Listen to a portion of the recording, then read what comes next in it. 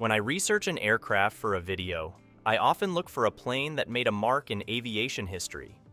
And what better proves an aircraft's significance than its consistent presence, continuous innovation, and production runs spanning more than 70 years? I bet there are pilots out there flying the same bird their grandparents or even great-grandparents did. In this video, we review a plane that came out at the right time and in the right place. With all the innovations it had, this plane symbolized the dawn of a new era in general aviation. Welcome to the Big Metal Birds, and in today's video, we talk about the Beechcraft Bonanza. In the world of aviation, there indeed are planes that brought revolutionary solutions, and there are ones that stick to the time-tested design. Well, before we dive into where in this list we can put the Bonanza, let's briefly dive back to the time when Bonanza was introduced. World War II, undoubtedly one of the darkest periods in global history, triggered a massive crisis worldwide.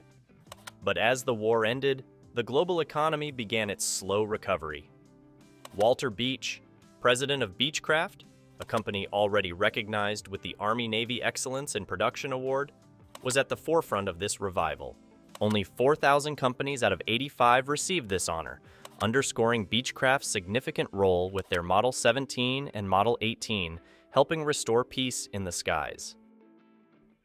Fast forward to the war's end, with hundreds of thousands of soldiers, many of them pilots, returning home worldwide. Well, the war is over, but the sky's still calling. In case you wouldn't opt for a commercial pilot career, there weren't lots of options.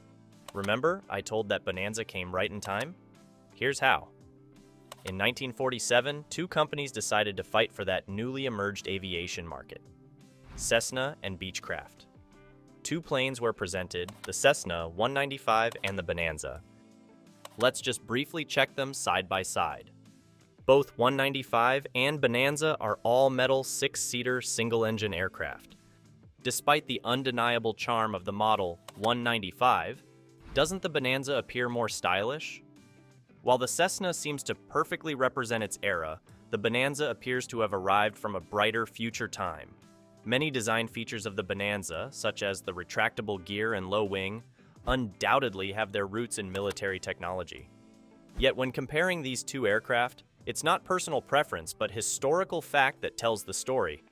The Model 195 was discontinued after just 7 years in production, with Cessna losing this battle. The success of the Bonanza was not only in the aircraft itself, but the idea it carried. This was a dream of clear blue skies, a new American dream of success. Let's take a closer look to the design and development of Bonanza. There have certainly been numerous modifications over the years, and I will definitely cover the current model and the Model 33 in a future video. But first, let's discuss the model that started it all. The Model 35 Bonanza with its iconic V-tail. Designed by Ralph Harmon, Bonanza not only offered a competitive alternative to the market, but it surpassed it. In 1947, the light aircraft market was almost all wood and fabric, with fixed, tailwheel gear and radial engines of different power. Bonanza was designed to break all these old traditions.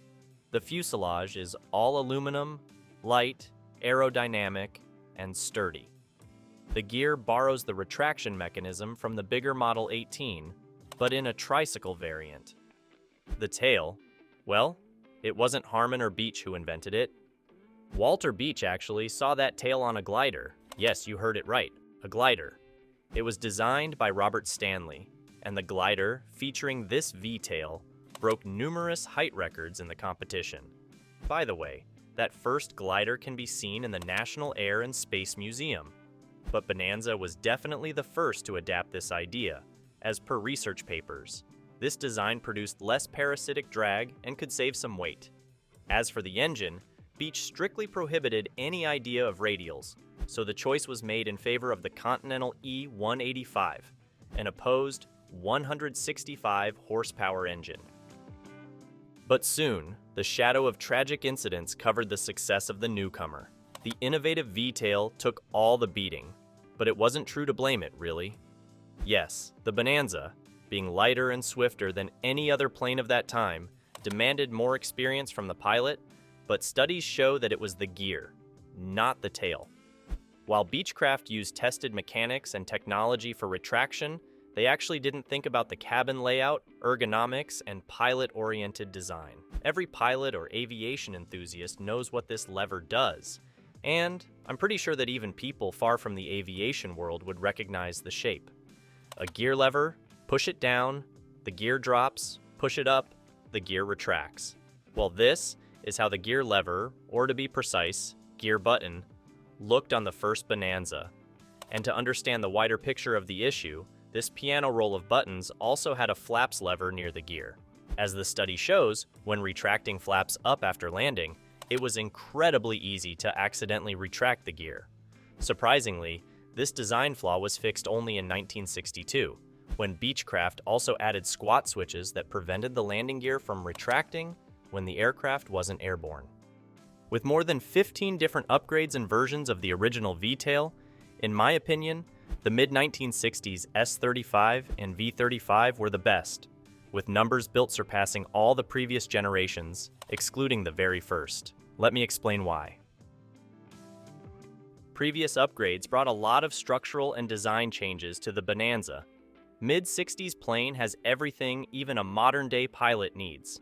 Starting from proper nose-wheel steering introduced in A-35 to constant speed metal prop, introduced in C-35. Starting from S-35, Bonanza comes with a bit longer cabin and has option for 6 seats. Powered by Continental IO 520B, this engine now pushes 285 horsepower instead of the initial 165. This allows for cruising speed of around 190 miles or 300 kilometers per hour. 49 gallons tank will be enough to cover approximately 600 miles or 970 kilometers with fuel burn rate of 15.3 gallons per hour at 75% power. In case you'll find a model with long-range tank with 80 gallons, you are looking at around 1,000 miles or 1,600 kilometers.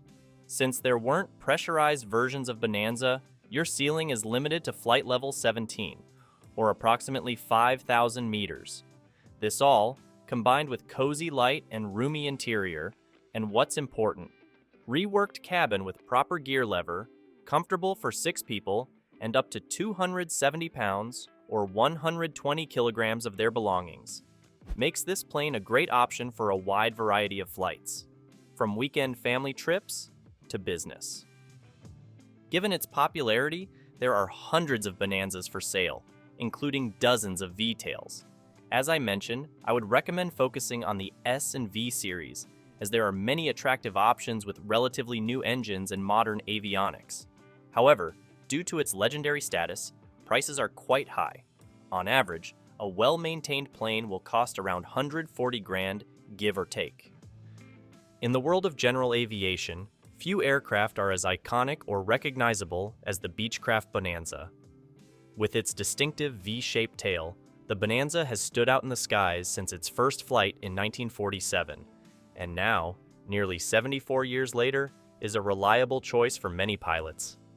Thank you so much for watching our video. I hope you enjoyed it, and I'll see you in the next one.